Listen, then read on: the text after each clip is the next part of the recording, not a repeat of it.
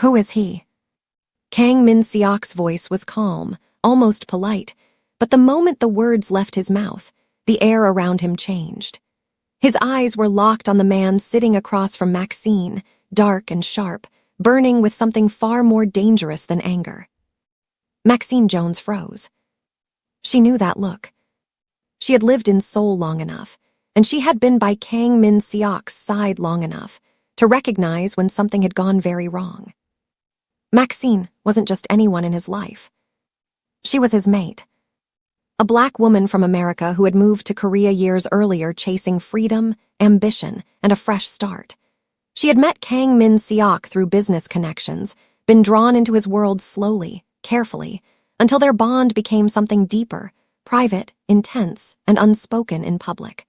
Their relationship existed in a quiet space between loyalty, affection, and restraint.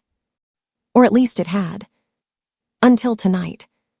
Until Kang Min Seok walked into Mingle's restaurant and saw her on a date with another man. That was the moment everything snapped. Because whatever rules Min Seok had set for himself, about control, patience, distance, they all shattered the second he saw Maxine laughing with someone who wasn't him. And Maxine realized something she had never fully allowed herself to believe. Min Seok wasn't calm about her. He was possessive and dangerously jealous. Besties, before we continue, let me ask you a question. Have you subscribed to our channel? If not, please do so to help this channel build a strong community and tell us where you are watching from in the comments section. Maxine Jones had never planned to fall into the orbit of a man like Kang Min Seok. She was born and raised in the United States, the kind of woman who valued independence and choice. When she moved to Seoul, it was for opportunity, not romance, certainly not for a man whose power reached into the darkest corners of the city. Kang Min Seok, on the other hand, had been born into control. He was wealthy beyond measure, immaculately dressed at all times, his presence commanding without effort. Tattoos traced his skin beneath tailored suits, symbols of loyalty, blood, and survival. He ruled his world with precision, rarely allowing emotion to interfere with business. Except when it came to Maxine. They were never careless, never public. Their connection existed in quiet conversations, lingering looks, shared nights hidden from the world. A bond built on trust, tension, and unspoken expectations. Which was why seeing her here, on a date, felt like a betrayal he hadn't prepared for. Kang Min Seok stood at the entrance of the restaurant, flanked by two men who knew better than to speak. His suit was flawless, black on black, expensive enough to buy silence anywhere in the city. His expression was neutral to anyone watching. But Maxine saw it. The tight jaw. The stillness. The fury barely contained. Before she could stand, before she could explain anything, Min Seok was already walking toward her table. Slow, deliberate, unstoppable. The man across from her, Daniel Park, looked up, confused. Everything okay? Mr. Kang, Maxine said when Min Seok stopped beside them. Her voice was steady, but her pulse was racing. What are you doing here? Min Seok didn't answer her. His eyes were on Daniel. Introduce me, he said. It wasn't a request. Daniel stood instinctively, offering a polite smile. Daniel Park, nice to meet you. Min Seok stared at the extended hand for a moment before taking it, his grip firm, impersonal. Kang Min Seok. Nothing more. Daniel glanced at Maxine, clearly sensing tension. Maxine didn't mention you were. She didn't need to, Min Seok interrupted calmly. Maxine's chest tightened. Min Seok, she warned quietly. He ignored her. What do you do? Min Seok asked Daniel. I'm a graphic designer. A friend set us up. That's enough, Min Seok said, lifting his hand slightly. His gaze finally shifted to Maxine. We'll talk. Then he turned and walked away, taking a seat at a table just a few steps away, his presence heavy and unavoidable.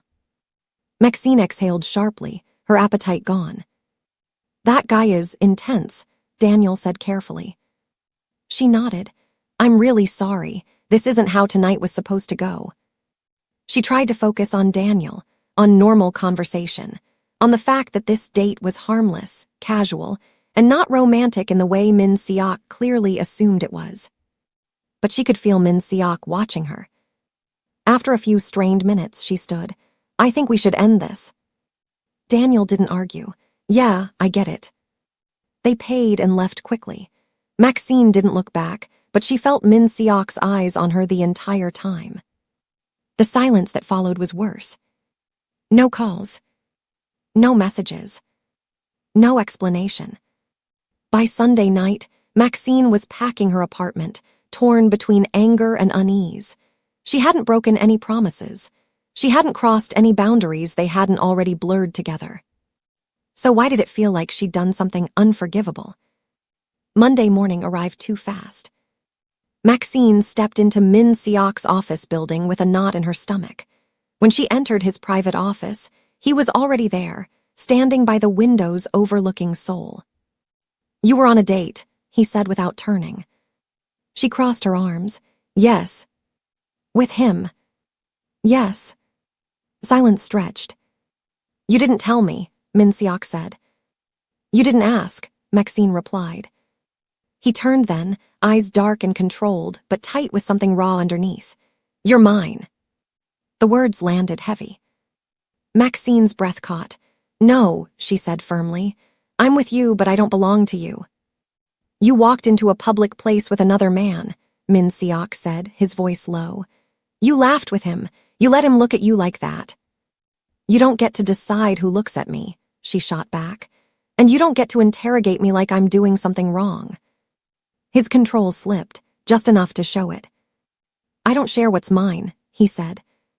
Maxine stepped closer, refusing to be intimidated. Then maybe you should ask yourself why you think you own me. For a long moment, they stared at each other, tension thick and dangerous. Finally, Min Seok exhaled slowly. This isn't over, he said. No, Maxine agreed quietly. It is.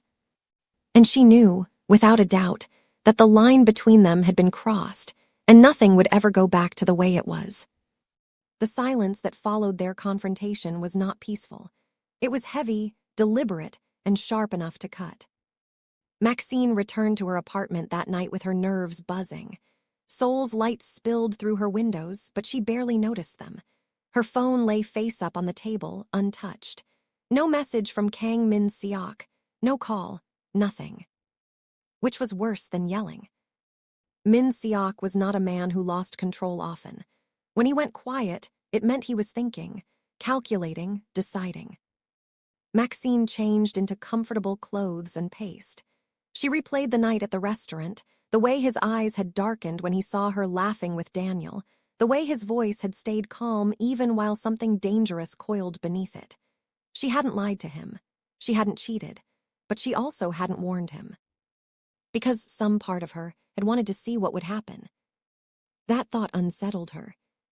By morning, she had barely slept. Kang Min Seok, meanwhile, had not slept at all. He stood in his private office before sunrise, jacket off, sleeves rolled up, tattoos fully visible as he stared out at the city. The glass reflected a man who looked composed to the outside world, but inside, his thoughts were anything but calm. Maxine on a date. Another man leaning toward her, smiling at her, looking at her like she was available. It had felt like a hand, closing around his throat. Min Seok prided himself on control, on discipline, on never letting emotion cloud judgment. He had built his empire on restraint and precision. But Maxine was the one variable he had never managed to master. She had entered his life slowly. At first, she was simply intriguing, confident, sharp, unafraid to meet his gaze. Then she became familiar, comfortable, necessary. And somewhere along the way, without asking permission, she became his. Not owned. Chosen. And that distinction mattered more than he wanted to admit. By mid-morning, Maxine's phone finally buzzed. Come to my office, now. No signature, no explanation. Her stomach tightened. When she arrived, Min Seok was seated behind his desk again, suit immaculate, expression unreadable. The transformation from the night before was complete. If someone didn't know him, they'd never guess what storm lived beneath that calm exterior. "You wanted to see me," Maxine said. "Yes," he gestured to the chair across from him. "Sit." She did, keeping her posture straight, her expression guarded. "You embarrassed me," Min Seok said evenly. Maxine blinked. "I embarrassed you. You let another man sit with you in public, laugh with you, touch your attention." His eyes lifted, pinning her in place. "People talk." "I didn't know I needed permission to exist outside your presence," she replied coolly. "You didn't tell me. You didn't ask." A muscle in his jaw jumped. "I don't like surprises," he said. "And I don't like being monitored," Maxine shot back. "We agreed on discretion, not ownership." The word landed hard. Min Seok leaned back slowly. "Do you want him?" The bluntness of the question caught her off guard. "No," she said immediately, "and you know that." "Then why were you there?" Maxine hesitated, then answered honestly. "Because I wanted to feel normal, because I wanted one evening where I wasn't orbiting you and your world." Something unreadable crossed his face. "You don't get to pretend I don't exist," he said quietly. "And you don't get to pretend I don't have a life," she replied. "We're together, but that doesn't mean I disappear into you." Silence stretched between them. Finally, Min Seok stood. "You're dismissed." Maxine rose. "That's it. For now." She turned to leave, frustration burning in her chest. As she reached the door, his voice stopped her. "You should be careful," he said. "People notice who stands beside me." She didn't turn around. "Then maybe you should decide whether you want a partner or a possession." The door closed softly behind her. The next few days were worse. Min Seok didn't pull away. He replaced her. Not emotionally, strategically. When Maxine arrived one morning, another presence was already woven into Min Seok's schedule. Jiwon Park, polished, confident, always close to him, always visible. Jiwon laughed easily with Min Seok, stood at his side in meetings, accompanied him to events Maxine would normally attend with him privately. It felt deliberate. "You're doing this to provoke me," Maxine said one evening when they were finally alone again. "Yes," Min Seok replied without hesitation. She stared at him. "At least you're honest." "I wanted you to feel it," he said, "the way I felt watching you with him." "That's not the same," she snapped. "I wasn't trying to hurt you." "And yet you did." They stood facing each other, tension thick, words sharp. "You don't get to punish me for your insecurity," Maxine said. "And you don't get to pretend my jealousy came from nowhere," Min Seok countered. "You're jealous because you don't trust me." "I don't trust the world with you," he shot back. "There's a difference." For the first time, Maxine saw it clearly, not just his possessiveness, but the fear beneath it. The way his control frayed when the idea of losing her surfaced. Her voice softened despite herself. "Min Seok, I didn't go on that date to replace you." His eyes searched her face. "Then why did you go?" She took a breath. "Because I needed to know whether you would care." The admission hung between them, fragile and dangerous. Min Seok closed the distance between them slowly. "And now you know." "Yes," she whispered. "Now I do." His hand lifted, stopping just short of touching her face. "Don't do that again." "Don't command me," she replied gently. "Ask me." He swallowed. "Then I'm asking." Their eyes locked. Something shifted. "I won't blindside you again," Maxine said, "but I won't give up my autonomy either." Min Seok nodded once. "Fair." The word felt like a truce. But beneath it, something deeper was forming, something raw and undeniable. That night, when Maxine left, Min Seok didn't follow her. He watched from his window instead, his reflection staring back at him. For the first time in years, Kang Min Seok realized the truth. Maxine Jones was not a weakness to control. She was a force to reckon with. And loving her was going to cost him far more than he had ever anticipated. The shift between them didn't announce itself loudly. It settled in quietly, like a held breath neither of them acknowledged but both felt. After their truce, Min Seok stopped trying to provoke Maxine. Jiwon remained around, but no longer positioned deliberately between them. The games ended.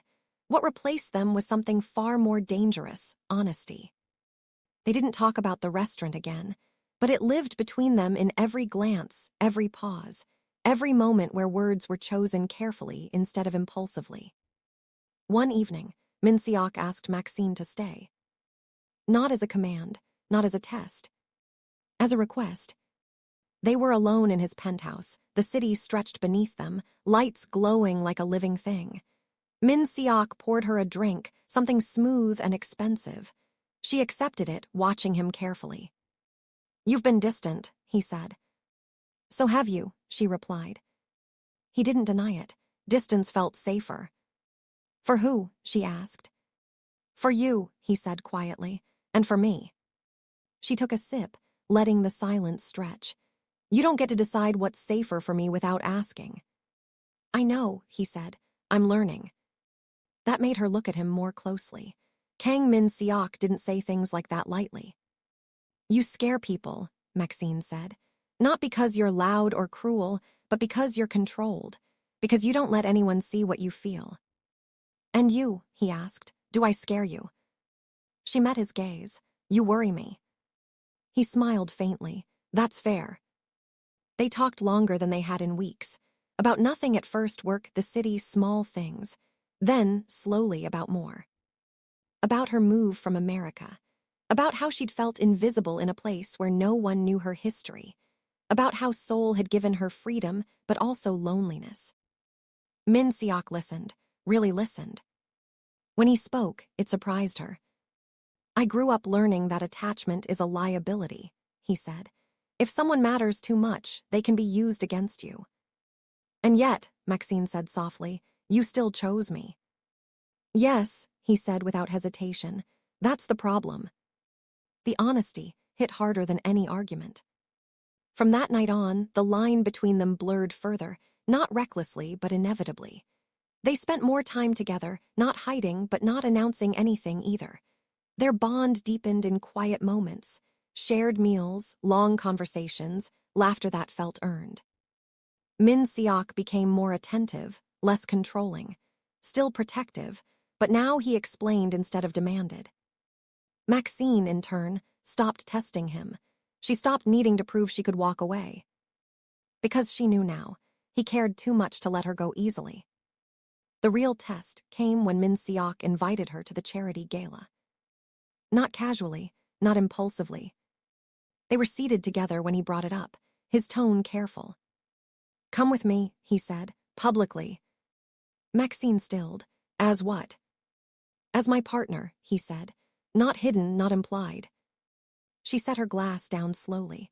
"You know what that means." "Yes," he said. "You become visible." "And vulnerable," she added. He nodded. "Which is why I won't do it unless you choose it." The choice weighed heavily. Going public meant stepping fully into his world, its scrutiny, its danger, its expectations. It meant giving up the fragile anonymity she still possessed. But it also meant something else. Being chosen openly. "Why now?" she asked. "Because I don't want to pretend anymore," Min Seok said. "And because I trust you." Trust, from him, it was everything. "I need time," Maxine said. "You have it." She didn't take long. The night of the gala, Maxine stood in her apartment, staring at her reflection. The dress Min Seok had sent was elegant without being excessive, tailored perfectly to her body. She looked powerful, visible. When Min Seok arrived to escort her, he stopped short. For a moment, the man who ruled fearlessly over an empire forgot how to breathe. "You're stunning," he said quietly. "So are you," she replied, adjusting his tie with steady hands. At the gala, eyes followed them everywhere. Whispers spread fast. But Min Seok never let go of her hand. He introduced her simply. "Maxine, she's with me." Not an explanation, not a defense. A statement. For a while, it felt unreal. Dancing beneath chandeliers, laughter and music wrapping around them, the world momentarily forgetting the danger that lurked beyond the ballroom. Until it didn't. The backlash came quickly. Online speculation, comments, criticism sharpened by prejudice and curiosity. Maxine pretended it didn't bother her, but Min Seok saw through it. He tightened security quietly, increased surveillance, never without her consent, but thorough. Then came the night she was followed. She noticed it instinctively, the footsteps behind her, the pace matching hers, the wrongness in the air. Fear shot through her, cold and sharp. Before she could react, a hand grabbed her arm. And just as quickly, the grip vanished. Min Seok's people moved fast, efficient, silent. By the time Min Seok arrived, his composure was gone. He held her like she might disappear if he let go. "I'm sorry," he said. "I should have." "No," Maxine said, gripping his jacket. "You protected me, you kept your word." His eyes were wet. "You're the one thing I can't afford to lose." "And yet," she said, "you risked me by loving me." "Yes," he admitted, "and I would do it again." That was the night everything changed. Not because of fear, but because Maxine chose to stay. And Min Seok realized that loving her wasn't about control anymore. It was about partnership, and sacrifice, and trust. After the attack, nothing stayed the same, but not in the way Maxine had expected. Min Seok didn't tighten his grip on her life. He didn't issue new rules or demands. Instead, he adjusted himself. His schedule shifted so he could be present more often. Meetings ended earlier. Nights that once belonged to business slowly became theirs. For a man who ruled through structure, this was not a small change. Maxine noticed it in the quiet ways first. The way he asked instead of decided. The way he explained risks instead of simply managing them. The way his hand would find hers in public now without hesitation, not possessive, but grounding. "You don't have to shrink to fit my world," he told her one evening as they sat in his penthouse, city lights reflecting off the glass. "I'll make space." "You already are," she replied. She moved in gradually, not officially at first. A change of clothes, a toothbrush, books she liked scattered onto his pristine shelves. The penthouse softened around her presence, becoming less like a fortress and more like a home. Living together revealed layers neither had fully seen. Min Seok, without his public mask, was quieter, more thoughtful. He woke early, even when he didn't need to, and read in the mornings. He cooked when he was stressed, following his mother's old recipes with surprising patience. When tension crept in, he rubbed his temple unconsciously, a habit Maxine learned to interrupt with a kiss or a gentle touch. Maxine, in turn, let him see her fears, the moments when public scrutiny weighed on her, the exhaustion of being judged from every angle. She talked in her sleep, sang off-key in the shower, stress-baked until the kitchen filled with warmth and sugar. They learned each other in ways that had nothing to do with power.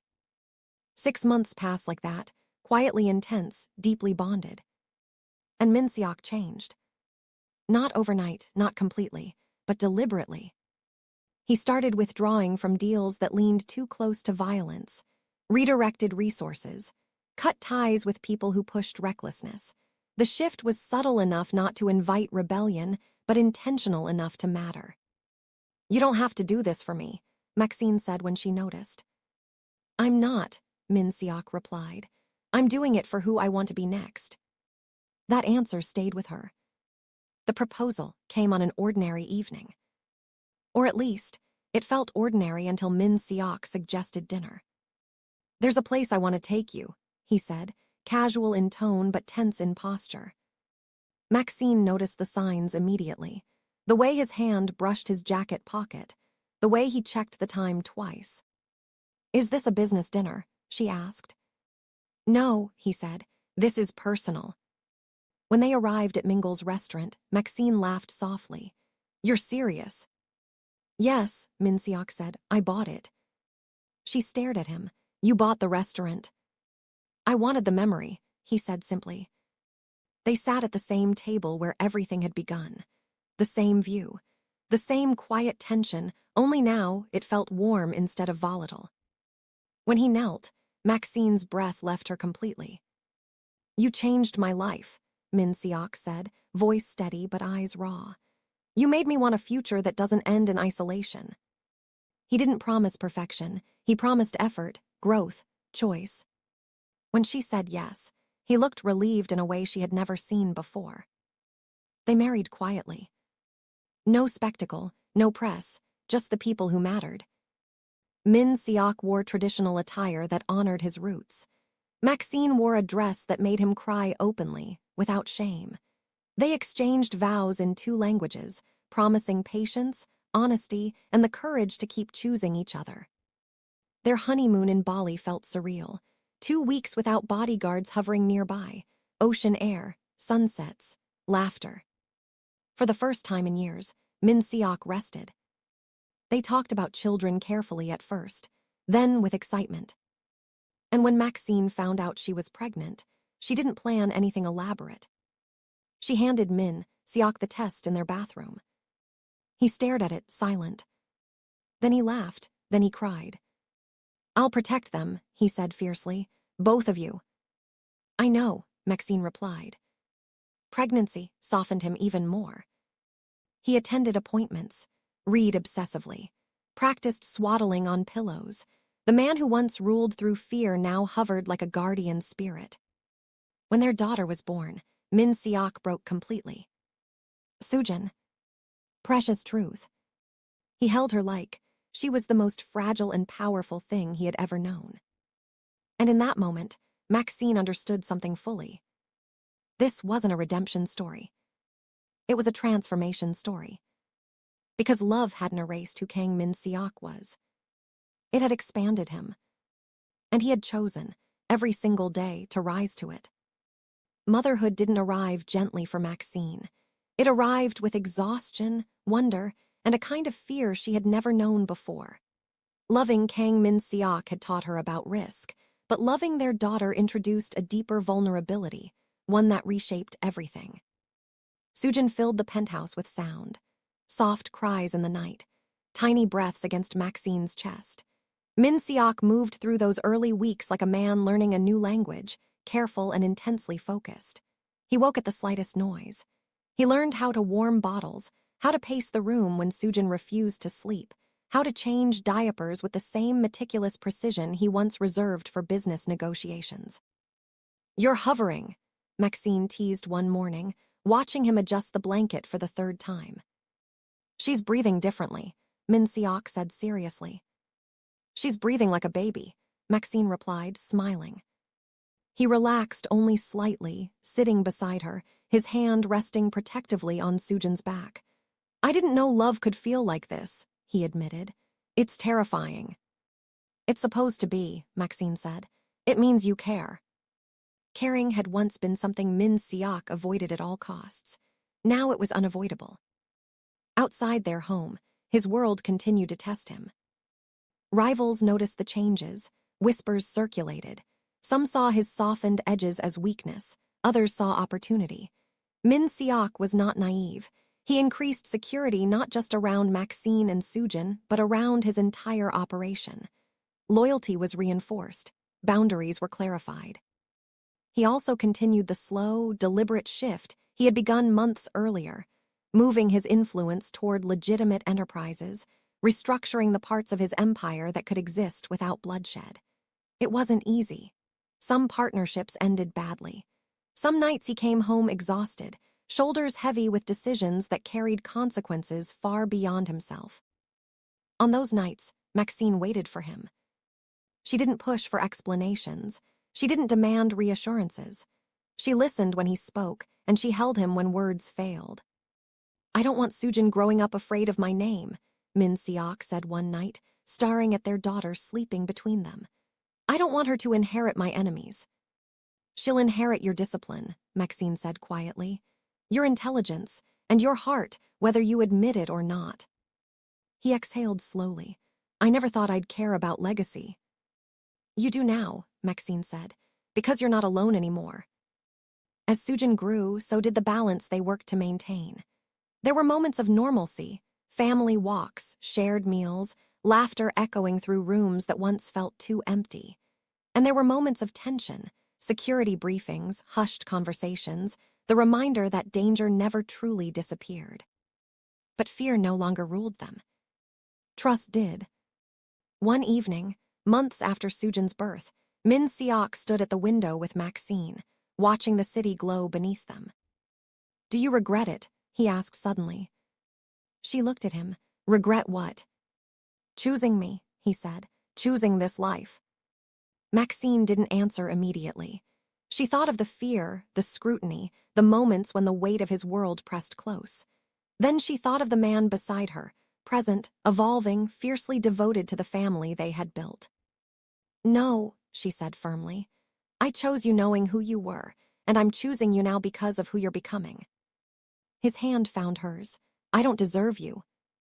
"Maybe not," she said lightly, "but you're earning us." That was the truth of it. Their love was not a fairy tale. It was intentional, maintained, defended. And it endured. As Sujin took her first steps, as Maxine found her footing in motherhood, as Min Seok continued reshaping his world, something settled between them, a quiet certainty. They had survived jealousy, fear, danger, and transformation. They had chosen partnership over possession. And in doing so, they had built something stronger than power. A family. Time did what fear never could. It softened the sharpest edges of their life without dulling its meaning. Sujin grew fast. Too fast, Min Seok thought. One day she was small enough to fit entirely against his chest. The next she was wobbling across the living room on unsteady legs, laughing every time she nearly fell. He followed her everywhere, pretending he wasn't hovering, pretending he trusted gravity more than he did. Maxine watched it all with quiet affection. The man who once ruled through silence and intimidation now knelt on the floor, letting his daughter stack blocks on his tattooed arm as if it were the most natural thing in the world. His power hadn't disappeared, it had been redirected. People still feared Kang Min Seok. But the people who mattered knew something else. He had something to lose. And instead of weakening him, that truth had made him precise in a way few had anticipated. There were still threats, there always would be, but Min Seok handled them differently now. No recklessness, no unnecessary brutality. He thought in terms of years instead of nights, futures instead of reactions. One evening, long after Sujin had fallen asleep, Maxine found him sitting in the nursery, the room lit only by the soft glow of a night lamp. "You're doing it again," she said quietly. "Doing what?" "Thinking too hard." He glanced at her, then back at their daughter. "I used to think survival was the goal, that if I lived long enough, that was enough. And now? Now I want her to live without carrying my shadows," he said. "I want her to say my name without fear." Maxine sat beside him. "She will, because she won't know the man you were. She'll know the man who held her when she cried, the man who stayed." That mattered more than Min Seok ever admitted out loud. The past didn't disappear. It never truly does, but it loosened its grip as the present grew stronger. On the anniversary of the night everything began, Min Seok took Maxine back to Mingle's. The restaurant had changed, new staff, new decor, but the table remained. "You planned this," Maxine said, amused. "I remember things," he replied. "You remember everything." He reached for her hand. "I remember almost losing you before I even knew I had you." Maxine smiled softly. "You didn't lose me, you scared me." He nodded. "I was afraid." "Of losing control." "No," he said honestly, "of needing someone more than I could protect them. And now? And now I know love isn't about protection alone. It's about trust." They sat in comfortable silence for a while, the kind only time creates. "You know," Maxine said eventually, "if someone had told me years ago that I'd end up here, with you, with a family, in a life I never planned, I would have laughed." "And yet," Min Seok said, "you stayed." "So did you." That was the truth of them, staying, choosing again and again. Later that night, as they walked through the city hand in hand, Maxine thought about how close she had come to walking away in the beginning. How easy it would have been to let jealousy and fear decide the ending for them. But love, real love, was never easy. It demanded honesty, growth, courage. And Kang Min Seok had met it head-on. Back at the penthouse, Sujin stirred in her sleep. Min Seok lifted her carefully, holding her against his chest until she settled again, small fingers curling into his shirt.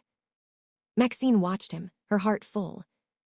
From a man who once believed attachment was a weakness, to a father who understood it was the greatest strength of all.